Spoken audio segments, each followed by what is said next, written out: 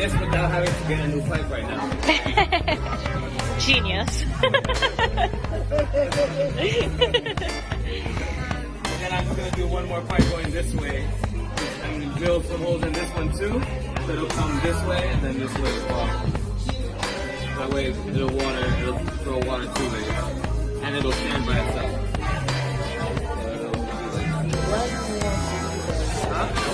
I don't, it's a temporary solution. I don't have a pipe right now that's long enough for this. So I'm just gonna take care of it this way. Also, I think the pressure is a lot. It's a lot of pressure, so the